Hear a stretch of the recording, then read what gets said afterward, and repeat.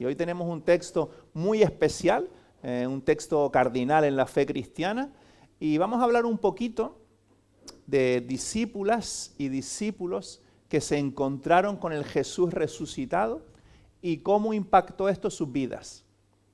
De qué maneras cambió su manera de ver el mundo, la realidad, la vida, y cómo eso también puede impactar nuestras vidas hoy. ¿Os parece? Vamos ahí a Juan capítulo 20, a leer nuestro texto hoy. Juan capítulo 20, verso 1.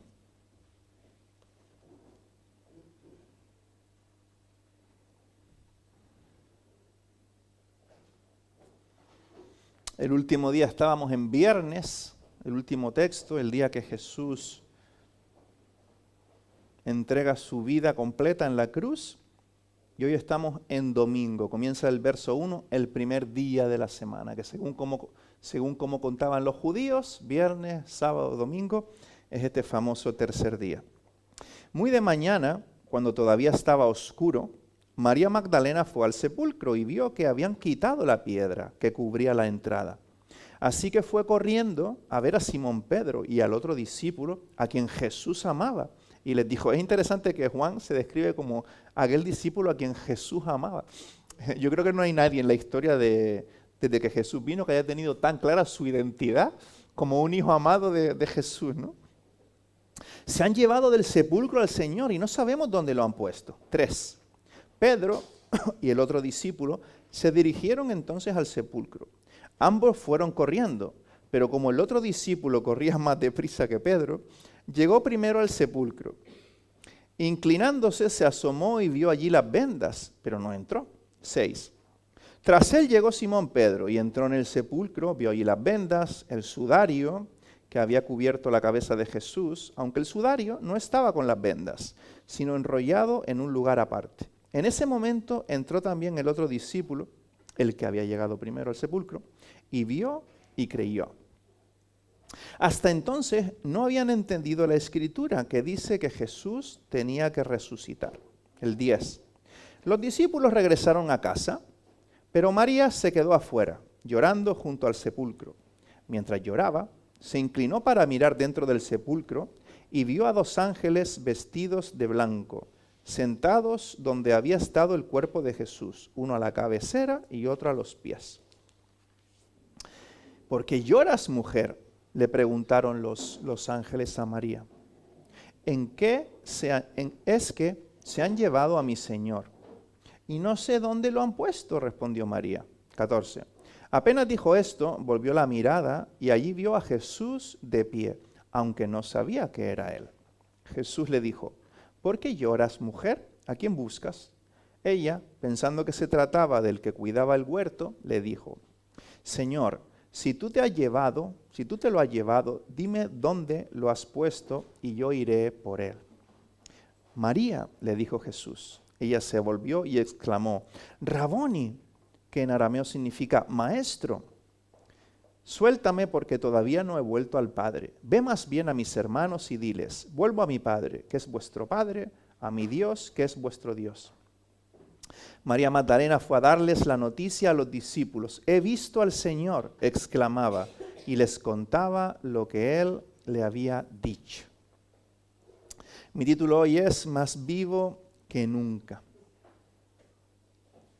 Hemos acompañado a amigos en la alegría del nacimiento de un nuevo hijo, aparte de las experiencias propias también, obviamente, ¿no? Y es toda una explosión, ¿no? de un montón de emociones, también algunos temores, algunos miedos, ¿no? Pero sobre todo alegría, expectación, algo nuevo, un nuevo ser vivo que ya podemos ver, que ya está delante de nosotros, las expectativas de cómo será. Te ayuda incluso cuando ves nacer a los hijos de amigos a valorar a los tuyos propios, a recordar, a querer seguir disfrutando de los que tú sí tienes, aunque ya no son pequeños.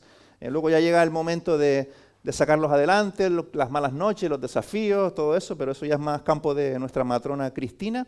Pero es todo un momento de alegría, ¿no? Muchas cosas pasando.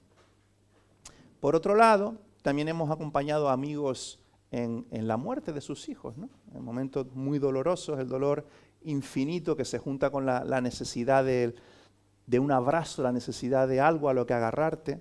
Y todos en medio de ese dolor, valoramos a los que tenemos con nosotros. Valoramos esa vida y honramos esa vida, pero valoramos a los que sí están todavía con nosotros, a los que aún podemos cuidar, a los que aún podemos disfrutar, a los que aún podemos tocar y queremos atesorarlos, ¿no? Queremos disfrutarlos en medio del dolor incluso.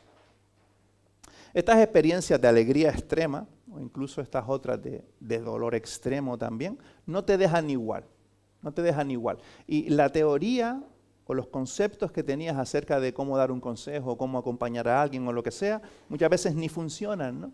Simplemente tienes que estar, disfrutar, o tienes que estar y acompañar. Pero estas experiencias nos cambian, ¿no? Nos tocan lo profundo, nos ayudan a ver la vida con más perspectiva, a valorar lo que es importante. Y en medio incluso de estas experiencias dolorosas o duras, especialmente, la luz y la vida de Jesús se abren camino. Y podemos verle, ¿no?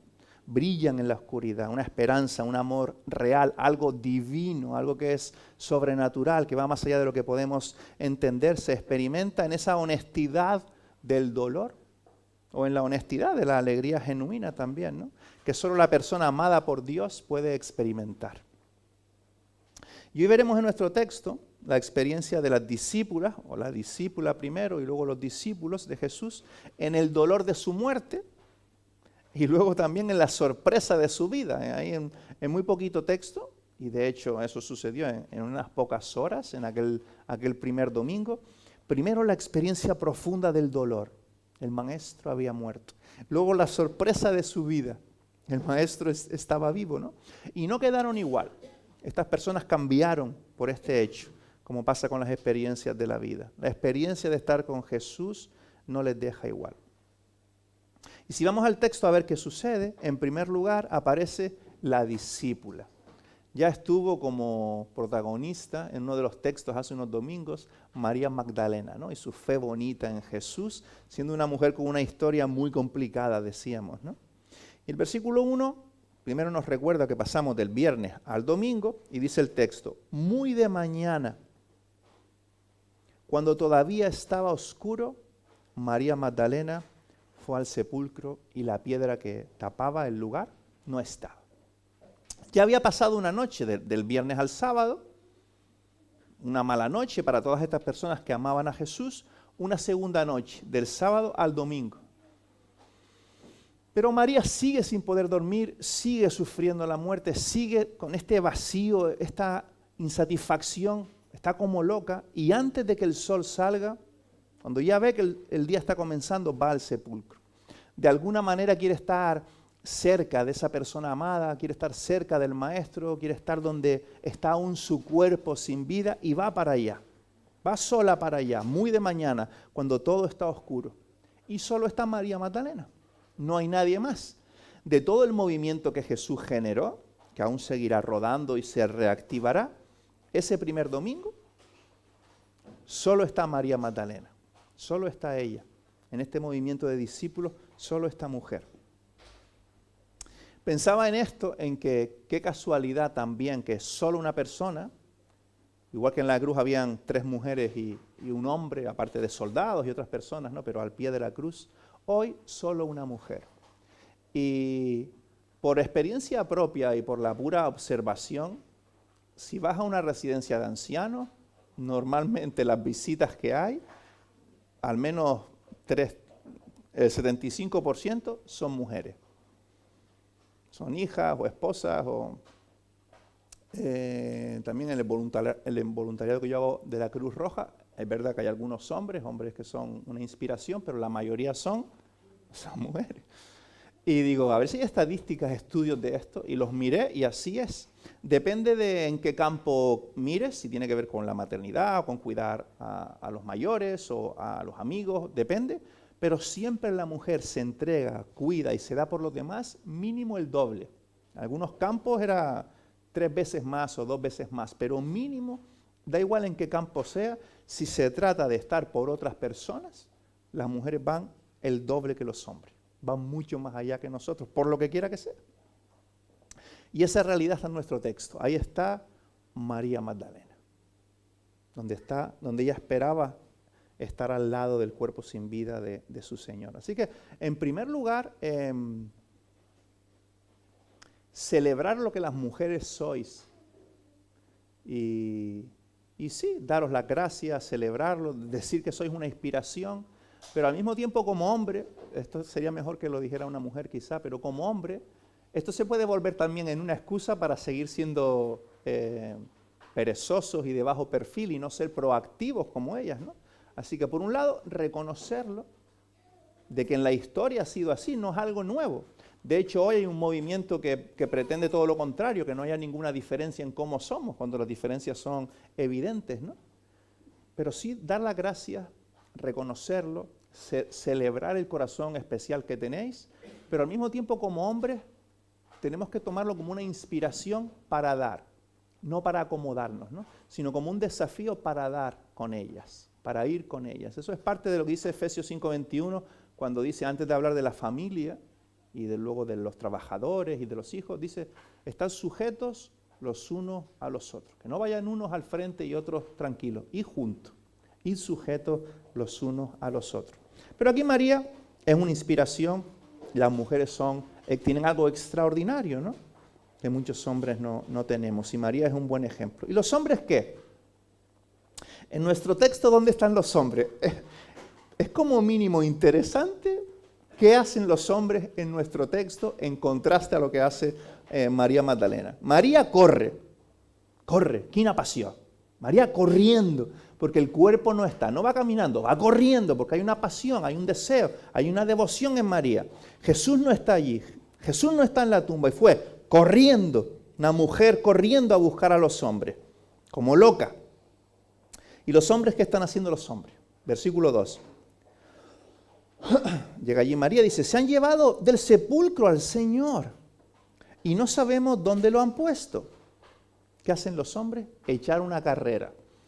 Y Juan señala 2 veces que ganó la carrera. O sea, la competitividad sí es lo nuestro. Eso sí. Los hombres están echando una carrera. Versículo 4. Ambos fueron corriendo y ahí Juan, en la Biblia, en texto inspirado, deja. Pero como el otro discípulo, al cual Jesús amaba también, corría más deprisa que Pedro, llegó primero al sepulcro. Pedro, que con poco va. Me imagino a Pedro por primera vez cuando lee la carta de Juan, dice, tío, no era necesario, o sea, los dos estuvimos allí en algún momento, ¿no? Pero Juan va y lo deja aquí, en el Evangelio. Las mujeres sirviendo, los hombres compitiendo.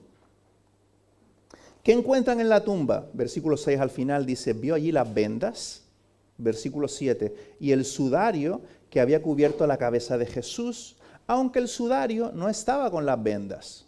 ¿Dónde estaba el sudario? Dice, enrollado en un lugar aparte. Esto es extraordinario. Esta historia no nos deja muy bien como hombres. Primero, María es la que va de madrugada, los hombres no. Los hombres van porque María está como loca para comprobar qué ha pasado. Pero Jesús brillando, entre hombres y mujeres aquí, Jesús brillando. Jesús sí es el hombre completo. Muere el viernes por la humanidad completa. Resucita el domingo. Y antes de continuar con su misión, deja todo ordenado. No es increíble, no es increíble que Jesús resucita y tiene una misión por delante. Aún va a estar, ahora no sé, no mire el dato, 40, 50 días apareciéndose a sus discípulos. Todavía está en misión, pero estuvo ahí mucho tiempo. Pero antes de continuar, dejó el sepulcro maqueado. Ordenó las vendas, recogió, puso una cosita por aquí, una cosita por allá. Entonces, no sé si aquí hay como un mensaje implícito para los hombres, pero bueno, ahí queda. Jesús lo hizo. Jesús también dejando evidencias de su resurrección, de que está vivo. Todo estaba allí. Todo ordenado, ¿no? Esto es, no sé si en aquella época era normal. Todavía yo sé que en la generación de mis abuelos, la expectativa era que el hombre desordenaba y la mujer iba atrás ordenando, ¿no?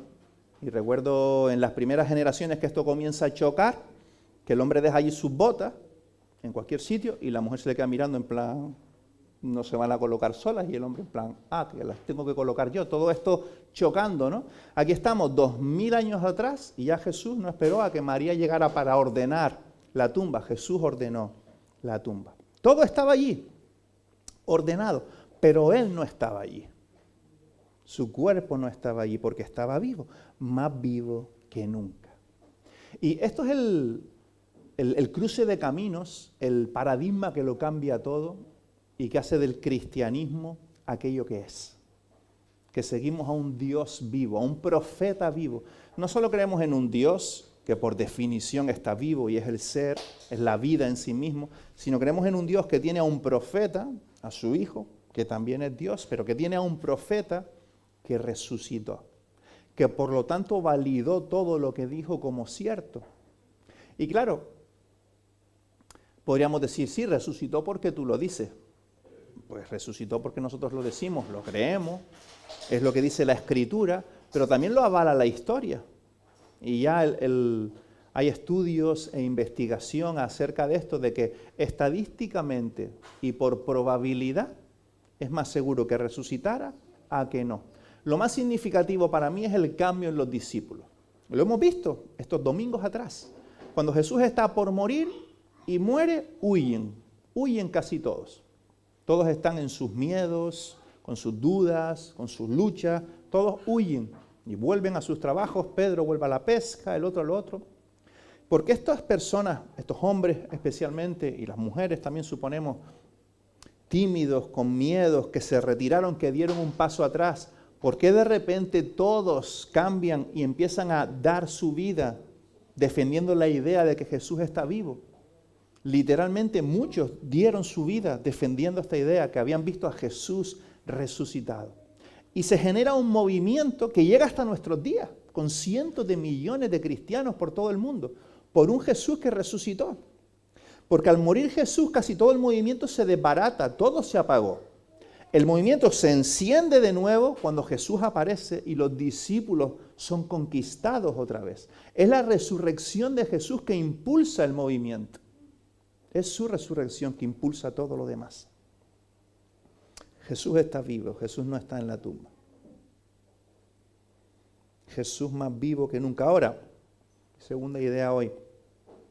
La discípula María y los discípulos también van a terminar más vivos que nunca. Más vivos que nunca en un proceso. Es un proceso, obviamente. No hay aquí hay un golpe, hay como un paso de fe, un paso en la experiencia importante, pero es un proceso y el proceso sigue en ellos, como sigue en ti y en mí. Versículo 8. En ese momento, en ese momento entró también el otro discípulo. Paréntesis, el que había llegado primero al sepulcro, o sea, lo vuelve a repetir, lo que ya dijo en el versículo 4, lo mete ahí que no, mira, lo leemos sin esa frase. En ese momento entró también el otro discípulo y vio y creyó. Pero él quiere meter ahí otra vez el que había llegado primero al sepulcro. Pero es interesante que su fe ahí le cambia un poco más, ¿no? La experiencia que tiene, dice el texto, y vio y creyó. Los discípulos también más vivos que nunca en este proceso. Ahora, Juan no creía ya como discípulo, el que está escribiendo aquí el Evangelio. Juan creía ya, sí creía, pero primero sigue creyendo, a pesar de todo lo que había sucedido, sigue creyendo. Segundo, cree más, porque la confianza se consolida también. Un paso más, una experiencia más con Jesús. Primero escucha a María, y no sé si la tomaría por loca o no, tendría sus dudas seguramente, pero dice, vamos a ver qué pasa. Escucha a María y fue corriendo. De hecho, llegó el primero, ¿no? Fue corriendo al lugar, buscó, fue proactivo por buscar a Jesús en medio de sus miedos. Buscó, vio y creyó. Su fe madurando en medio de irregularidades, de baches, de dudas, pero estaba escuchando algo. María le animó, le persuadió. Él se dejó llevar, fue, buscó, fue proactivo, vio y creyó. Y luego dice el verso siguiente, el 9, ahora sí entendían la Escritura, que decía que Jesús había de resucitar. Ahora sí entendieron la Escritura. La Escritura se entiende, y es una realidad para Juan aquí, en el camino. En el escritorio o en la oficina, si solo leemos la Escritura como algo académico, en el escritorio, en la oficina, como un filósofo con sus logaritmos, la malentenderemos y la corromperemos, porque es imposible de entender si no estás viviendo, si no estás en el camino. Es un impulsor para el camino. Quizá por eso Jesús enseñó tantas veces en el camino. Era una práctica en la vida de Jesús. La Escritura, esto es una metáfora, la Escritura ha de leerse en el camino, no en la biblioteca. La Escritura se lee y se vive mientras vivimos. No son marcos teóricos solamente. De hecho, ¿cómo se escribe el Nuevo Testamento? El Nuevo Testamento se escribe en el camino. Se escribe en el camino, en medio de viajes, en medio de las experiencias de los apóstoles, en medio de las cosas que les estaban pasando a los apóstoles. Juan mismo, ¿qué escribe? Lo que vio y lo que vivió. No se escribe en el aislamiento, se escribe en la misión. En la misión se entiende mejor la Escritura y se entiende mejor qué valor tiene cada cosa en la Escritura. Así que hay una enseñanza implícita aquí y es que tenemos que vivir, sí, ser prácticos, sí, ser discípulos, sí, pero hacerlo desde la Escritura. Ni una cosa ni la otra. Hemos de caminar mientras estamos en la Escritura. Es que no podemos perdernos el tesoro que hay aquí. Por todas partes. Hay partes difíciles de entender. No puedes pretender en 5 minutos leer Ezequiel y entenderlo. Hay partes que requieren estudio, lectura, como hay novelas, ¿no? No puedes leer a un filósofo ruso profundo y pretender entenderlo en 5 minutos. Tienes que esforzarte y leer de nuevo y leer de nuevo. Hay otras partes en el Evangelio, en las cartas, en los salmos muy sencillitas, que las leo con mis hijas y entendemos a la primera. El tesoro que es la Escritura. Hay un salmo que dice que Dios ha puesto la Escritura y su palabra al mismo nivel, porque es una extensión de lo que es Dios, porque es Dios hablando.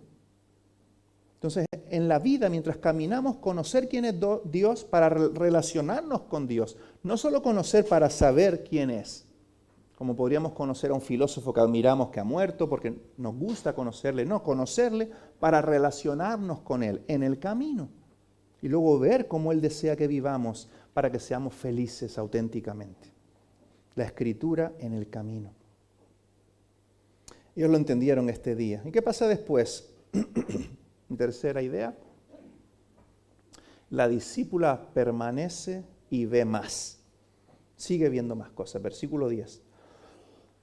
Dice, los discípulos regresaron a casa. Ahí están los hombres. Tenemos una tendencia a ser pragmáticos, ¿no? Estaban allí Juan y Pedro. Dice, aquí hace frío, Jesús no está, para casa. Versículo 11. Pero María, la devota María y su pasión, se quedó afuera, se quedó velando, llorando junto al sepulcro. Versículo 11, a mitad. Mientras lloraba, ahí está el corazón de María, ¿no? Que no pasa desapercibido para Dios. Un corazón así no pasa desapercibido para Dios. Mientras lloraba, se inclinó para mirar. Me lo imagino, ¿no? Sabe que no está, porque llega, la piedra no está, ya miró y no está, pero de alguna manera su corazón le echa tanto en falta que vuelve a mirar, a ver si está, ¿no? Mientras lloraba, se inclinó para mirar dentro del sepulcro. Versículo 12.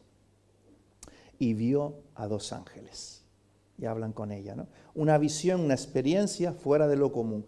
María permanece, sigue allí, sigue buscando, sigue deseando, y sus deseos comienzan a ser satisfechos. María tenía esta devoción por Jesús especial, ¿no? Quizá por lo que Jesús había hecho en ella, ¿no? Sabemos por la Escritura que era una mujer con demonios. Creo que la Escritura dice que el Señor echó de ella 7 demonios. Eso no debería ser agradable, ¿no?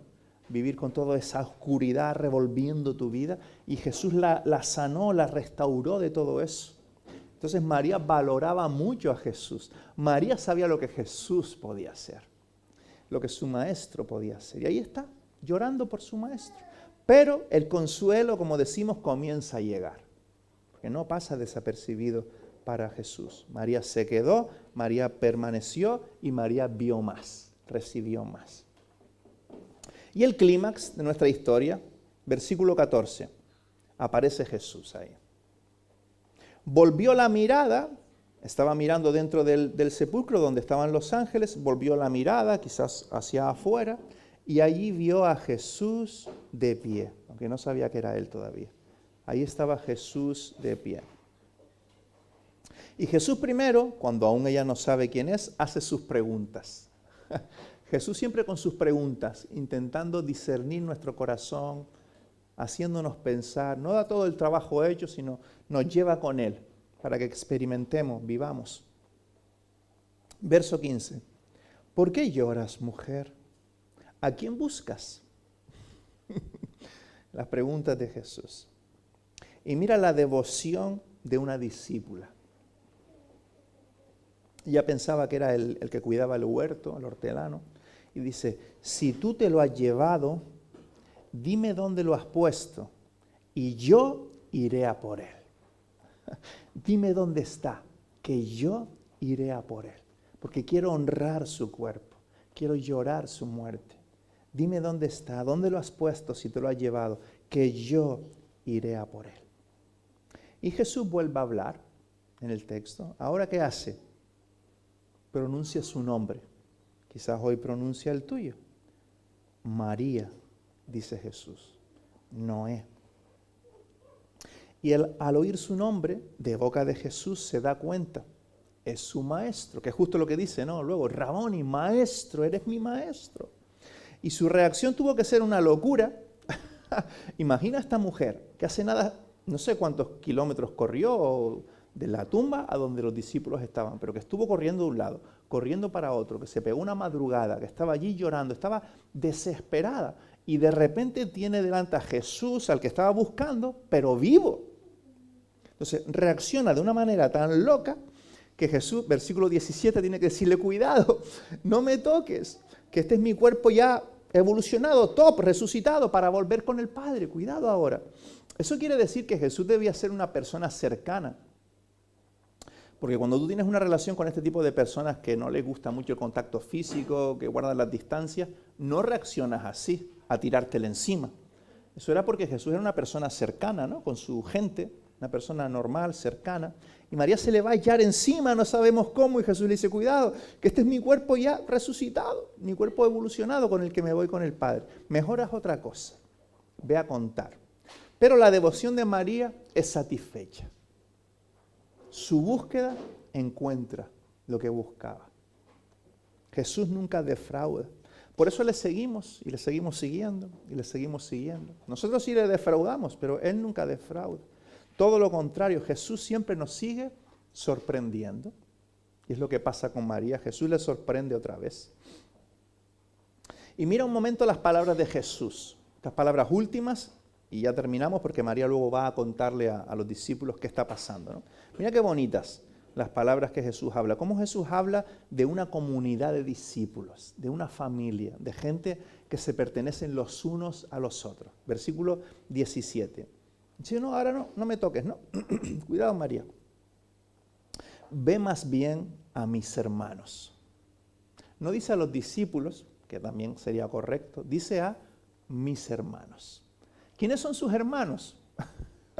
Los que habían huido de él, los que le habían abandonado, los que habían corrido, los que se habían tropezado de mil maneras, están llenos de dudas. Después de un montón de días de que Jesús se les aparece en Hechos, todavía con sus dudas, con sus cosas, pero ¿qué dice Jesús? Son mis hermanos, son mi gente, son mi pueblo.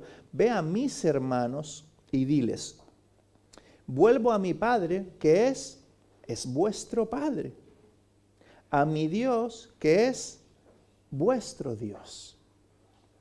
El sentido de familia, de comunidad, son mis hermanos y juntos tenemos un Dios, tenemos un Padre. Jesús enfatiza esta realidad de la comunidad, de la familia de Dios por todas partes.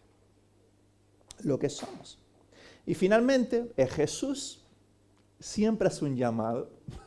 Da igual, hasta en la cruz. ¿Recuerdas? Está ahí 5 minutos antes de entregar su espíritu.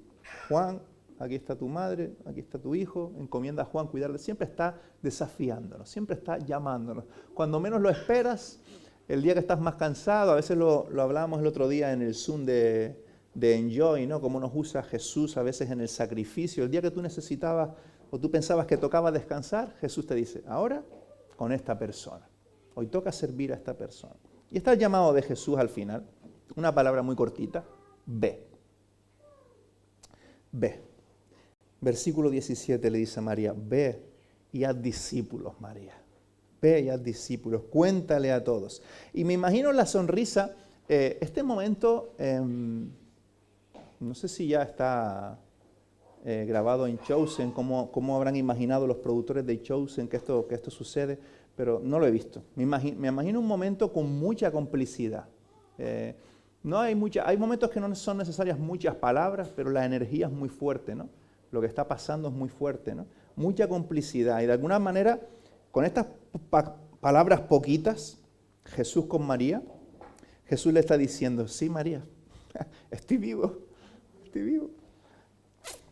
También le dice, sí, eres la primera persona en verme, te quiero. Y sí, María está ya como loca, ya, ¿no? Yo creo que María estaba ya por salir despedida para contarle a todos lo último. Y sí, puedes contarle a todos. Versículo 18. María Magdalena fue a contarle a todos. Fue a darles la noticia a los discípulos. He visto al Señor, exclamaba, y les contaba lo que Él le había dicho. ¿Qué hacía María? ¿Qué hemos de contar nosotros, ¿no? Que a veces nos ahogamos en un vaso de agua no sabiendo cómo hacer. ¿Qué hemos de hacer? Quizás de construir un poco todos los paradigmas que tenemos y ser un poco más sencillos, ser un poco más como María. ¿Qué cuenta María? Lo que vio, dice el texto. He visto al Señor. Hay muchas cosas que no entiendo, ¿no? El típico problema del mal. Sí, pero si hay un Dios, yo sé que le he visto, que me ha consolado, que hoy leí un texto que me volvió loco. Yo sé que le he visto. ¿Y sabes qué me ha dicho? Y les cuentas lo que te ha dicho últimamente. María, ¿qué dijo? He visto al Señor, exclamaba, una experiencia.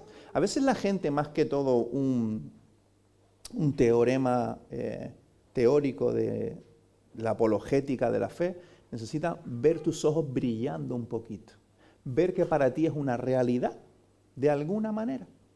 Y María, ¿qué hizo? Eso. He visto al Señor, dice el texto, exclamaba. Esto vibraba, o sea, ella estaba vibrando con esta realidad. Lo demás casi sobraba. Pero luego, ¿qué dice el texto? Les contaba lo que Él le había dicho, lo que Jesús le contó, eso transmitió. Y eso hemos de hacer nosotros, ¿no? ¿Qué hemos de contar? Lo que hemos visto y lo que Jesús nos ha dicho. Bien, ¿qué nos señala el texto hoy? Para aterrizar juntos. Está toda esta relación bonita, ¿no? De la discípula, los discípulos, Juan con Jesús, María Magdalena con Jesús, todo esto es muy bonito, ¿no? Pero la realidad más poderosa es que Jesús está vivo. Jesús está vivo. Y aquí una comunidad de gente comenzó a ser testigo de esto y a cambiar completamente su enfoque de vida por esto. Porque Jesús está vivo. Y el eco, la onda expansiva de esta comunidad de discípulos siendo transformados llega hasta nuestros días. Porque Jesús está vivo. Esta es una de las cosas que sostiene mi fe cuando también tengo estas luchas mentales o las dudas o las preguntas, lo que sea, ¿no? Que a todos nos pasa de manera muy diferente porque somos diferentes. Pero hay dos realidades muy sencillas que son un ancla que siempre nos pueden ayudar. Una es, hay un Dios. Esto siempre lo digo, ¿no? Mira cualquier cosa, una mariposa, una ola chocando contra el mar, mira la luna, el sol, de algún lado salió eso. De algún lado hay un Dios. Claro, puede ser cualquier Dios, ¿no? Ahí estamos perdidos todavía. Pero luego hay un Dios que vino y resucitó. Entonces, primero, hay un Dios. Cuando tu fe tiemble, sale un poco y da un paseo por ahí, ve las cosas o mira un poco dentro de tu cuerpo todo lo que está pasando ahí. Hay un Dios. ¿Quién es ese Dios? Ese Dios vino y resucitó. Ese Dios se centra y se materializa y se expresa y se revela en Jesucristo. El único profeta que ha venido diciendo ser Dios y que murió por la humanidad y volvió a la vida de nuevo. Nadie más ha hecho eso. Y es lo que hace singular al cristianismo y es lo que sostiene nuestra fe. Un Jesús que está vivo y que ama a su gente, que tiene complicidad con María y contigo, que ve el dolor de María y el tuyo, que ve la necesidad de los discípulos llenos de miedos y temores y también quiere suplir eso. suple la devoción de María, suple los temores y las dudas de los discípulos. Un Dios que está vivo y que nos ama profundamente y se involucra profundamente con nuestras vidas. Jesús está vivo. Y la otra realidad, con la sinergia de lo que está sucediendo en el texto, nos señala el camino. ¿Qué cosas podemos aprender del texto? Que tenemos que mantenernos con Él. ¿Qué estaba intentando hacer María? Pues estar lo más cerca de su maestro. Aunque había muerto, para ella estaba allí muerto, ¿no? Cerca de su maestro. Seguir viendo también. ¿Por qué Juan y Pedro? Quizás más personas escucharon a María decir que se habían llevado a Jesús. Fueron Juan y Pedro. ¿Por qué? Porque querían seguir viendo, seguir buscando, seguir explorando, seguir con tu inquietud espiritual, seguir en la Escritura mientras vives, seguir viendo, mantenernos también con los discípulos. Todo esto pasó juntos, lo vivieron juntos, mantenerte con la comunidad de discípulos, en relaciones estrechas con otros, los grupos pequeños, los domingos cuando nos juntamos aquí, mantenerte cerca de otros discípulos, unos con otros. Y luego, seguir contando lo que vemos y lo que oímos, mientras Él va haciendo y Él nos sigue sorprendiendo.